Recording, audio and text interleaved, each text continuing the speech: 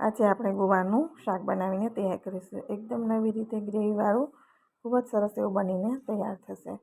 અને જે ગ્રેવી છે એકદમ સરસ એવી બને છે જેથી શાકનો સ્વાદ અનેક ગણો વધી જાય છે. તો ચાલો આજે આપણે બનાવીએ ગુવારનું શાક.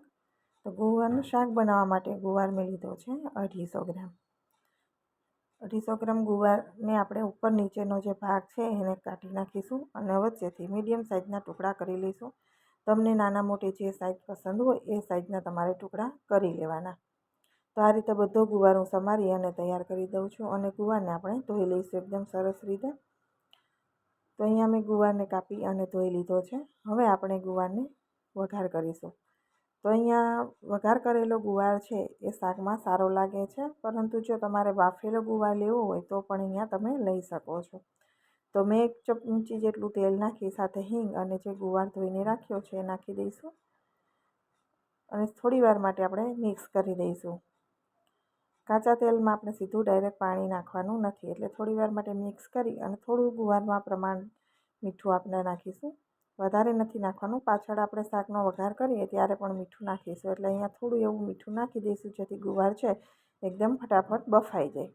હવે મિક્સ કરી દઈશું અને હવે એની અંદર થોડું તળિયે ગુવાર છે એ બેસીને બળી ન જાય એટલા માટે થોડું એવું પાણી આપણે નીચે 1/4 કપ જેટલું નાખી દેવાનું છે. પછી ઢક્કણ ઢાંકી અને ગેસની ફ્લેમ લો જ રાખીશું. સાઈડમાં આપણે બીજું કામ કરી લઈએ ત્યાં સુધીમાં 2 વિસલ થવા દઈશું, વધારે નહીં. 2 વિસલમાં આપણો ગુવાર છે એકદમ સરસ રીતે બફાઈ જશે. ગુવાર બફાઈ છે સાઈડમાં ત્યાં સુધીમાં આપણે શાકનો વઘાર કરી લઈશું. તો વઘાર માટે તેલ નાખી 2 ચમચી સાથે આપણે જીરું નાખીશું અને 1 ચમચી ભરીને અજમો નાખીશું. આદુ મરચાંની પેસ્ટ નાખીશું. ગુવારનું શાક છે એ પચાવવામાં થોડું ભારે હોય છે, એટલે અજમો નાખવાથી આપણું પાચન છે એકદમ સરસ રીતે થાય અને ગુવારના શાકમાં અજમો સારો પણ લાગે છે. સાથે અહીંયા આપણે ટમેટાની પ્યુરી નાખીશું. તમને લસણ પસંદ હોય તો લસણ અને લાલ મરચું ખાણીમાં ટીચી અને એ પહેલાં તમારે નાખી દેવાના, પછી ટમેટું નાખવાનું. તો ટમેટું હવે આપણે થોડું 2 મિનિટ જેવું સાતળી, ગેસની ફ્લેમ લો ટુ મીડિયમ રાખી છે અત્યારે મેં. 2 મિનિટ જેવું સાતળી અને મસાલા કરીશું. તો મસાલામાં આપણે ગ્રેવીના ભાગનું આપણે મીઠું નાખીશું. ગુવારમાં થોડું મીઠું આપણે બાફવામાં નાખ્યું છે. સાથે હળદર નાખીશું, લાલ મરચું, તીખાશ જોઈએ એ પ્રમાણે મરચાંનો ઉપયોગ કરવાનો. કલર માટે કાશ્મીરી મરચું નાખીશું, ધાણા જીરું નાખીશું. તો આ શાક છે એની ગ્રેવી આપણે થોડી અલગ બનાવીશું. સાથે આપણે થોડો ગરમ મસાલો નાખી દઈશું. બિલકુલ ઓપ્શનલ છે, નાખવો હોય તો નાખવાનો, નહીંતર સ્કીપ કરી દેવાનું.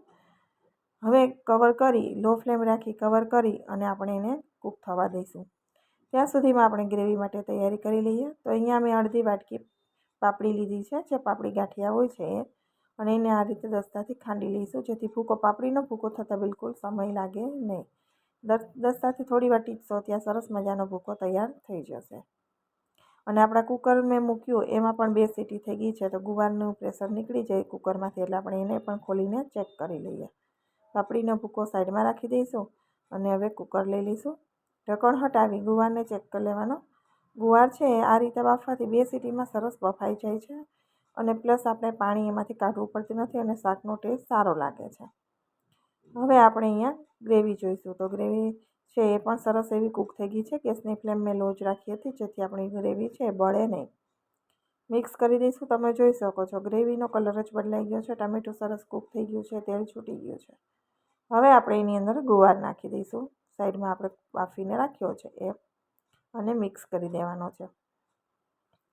હવે તમે જો ખાલી ગુવારનું શાક તમારે ખાવું હોય, ગ્રેવી નથી કરવી, તો તમે આ રીતે ગુવાર નાખી અને ઢક્કણ ઢાંકી 3 મિનિટ માટે કૂક કરી લેવાનો, જેથી બધા મસાલા છે એ ગુવારની સાથે એકદમ ચડી જાય.